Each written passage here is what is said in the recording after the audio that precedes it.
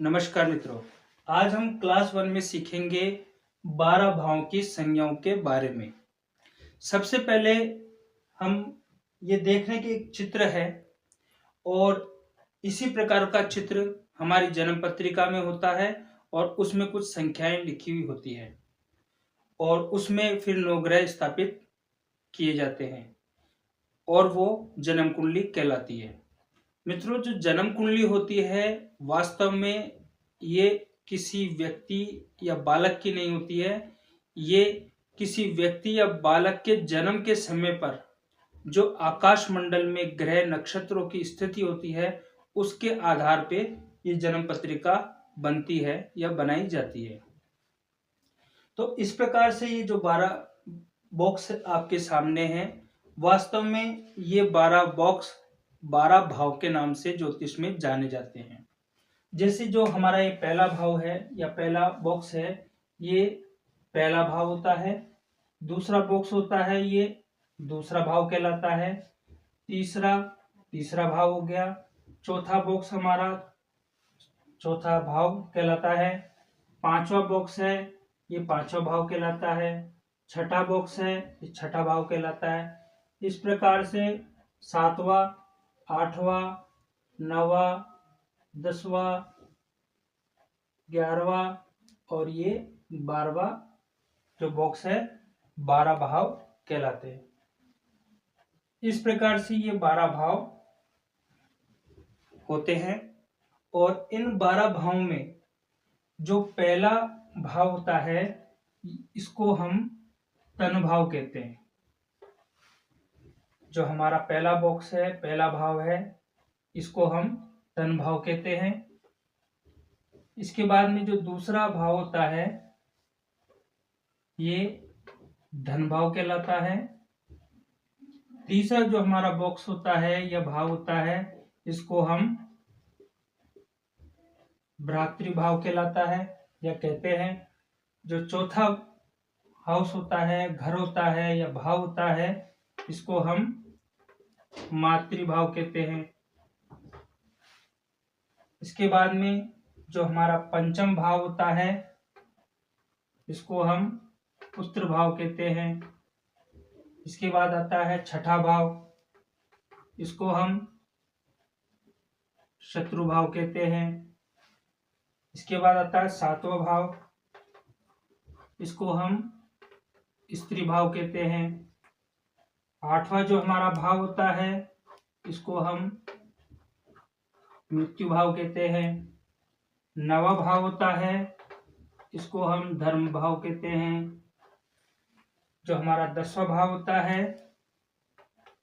इसको हम कर्म भाव कहते हैं। इसके बाद आता है 11वां भाव, 11वें भाव को कहते हैं आयु भाव। और जो हमारा 12वां भाव होता है इसको हम व्यय भाव के नाम से जानते हैं या समझते हैं। तो इस प्रकार से ये 12 भाव है और इन 12 भावों को हम इन नामों से जानते हैं या पुकारते हैं। तो एक प्रकार की ये सार्थक संज्ञा हो गई। अब इसके बाद में इन 12 भावों में कौन कौन से भाव अन्य किन किन नामों से पुकारे जाते हैं या जाने जाते हैं, अब इसको समझते हैं। तो जो हमारे जन्म कुंडली का पहला, पांचवा और नवा भाव है, 1, 5 और नवा जो भाव है इसको हम त्रिकोण के नाम से जानते हैं या इनकी संज्ञा है त्रिकोण स्थान की। इसको त्रिकोण स्थान कह लो या भाव कह लो, घर कह लो, एक ही बात है।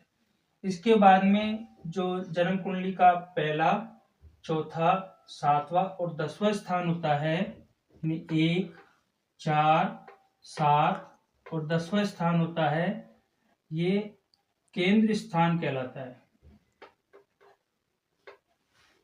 ये सभी केंद्र स्थान होते हैं। इसके बाद में 2, 5, 8 और 11वां जो स्थान होता है ये पणफर स्थान कहलाता है। 2, 5, 8 और 11वां जो स्थान है ये पणफर स्थान कहलाते हैं। इसके बाद में 3, 6, 9 और 12वां जो स्थान होता है ये आपोकिलम के नाम से जाने जाते हैं।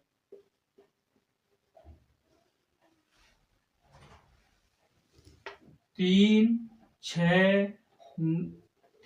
6, 10 और 11वां जो स्थान है ये उपच्य स्थान होते हैं।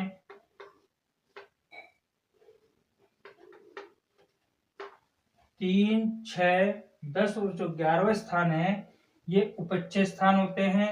बाकी के जो शेष स्थान है ये अनुपच्य स्थान होते हैं, जिनमें पहला, दूसरा, चौथा, 5वां, 7वां, 8वां, 9वां, 12वां ये सभी स्थान अनुपच्य स्थान होते हैं। इसके बाद में जन्म कुंडली में जो दूसरा स्थान होता है और 7वां स्थान होता है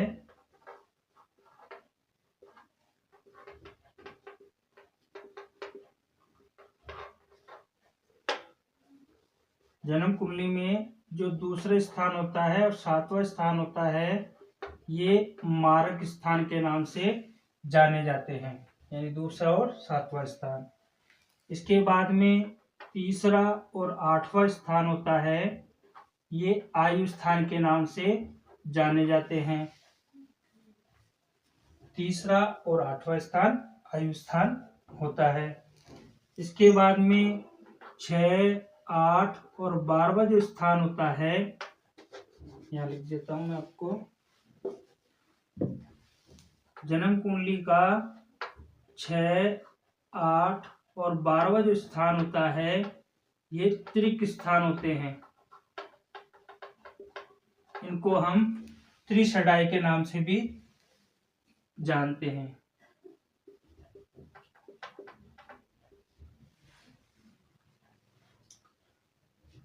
इसके बाद में जन्म कुंडली में जो चौथा और 8वां स्थान होता है ये चतुरस्र स्थान होता है। जन्म कुंडली का 6ठा और 12वां स्थान पतित स्थान कहलाता है। अब आप देख रहे होंगे कि पहला स्थान त्रिकोण स्थान में भी है, हमने पहला स्थान केंद्र स्थान में भी लिख रखा है, दूसरा स्थान परफन स्थानों में भी आ रहा है, दूसरा स्थान मारक में स्थान में भी आ रहा है। तो एक भाव की अलग अलग संज्ञाएं भी हो सकती है। तो इस प्रकार से 12 भावों की संज्ञाएं होती है। जैसे 1, 5, 9 स्थान त्रिकोण स्थान हो गए, 1, 4, 7, 10 स्थान केंद्र स्थान है, 2, 5, 8, 11 स्थान पनफर स्थान है, 3, 6, 9, 12 स्थान अपोकिल्म स्थान है, 3, 6, 10 और 11 स्थान उपच्य स्थान है। बाकी के शेष 1, 2, 4, 5, 7, 8, 9 और 12वां जो स्थान है ये अनुपच्य स्थान कहलाता है। जन्म कुंडली का दूसरा 7वां स्थान मारक स्थान कहलाता है। तीसरा 8वां स्थान आयु स्थान कहलाता है।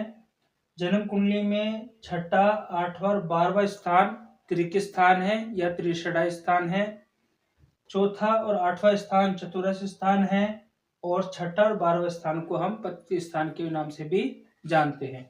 इस प्रकार से 12 भावों की संज्ञाओं को हमें ध्यान में रखना आवश्यक है, क्योंकि आगे जो फल कथन करते हैं तो हमें यह देखना है कि ग्रह किस स्थान में है, त्रिकोण स्थान में है, केंद्र स्थान में है, पणफर स्थान में है, मारक स्थान में है। ये भी फल कथन में एक महत्वपूर्ण भूमिका निभाते हैं। तो अगर हम इसको याद कर लेते हैं, समझ लेते हैं, तो आगे फल कथन आसानी से हम कर सकते हैं।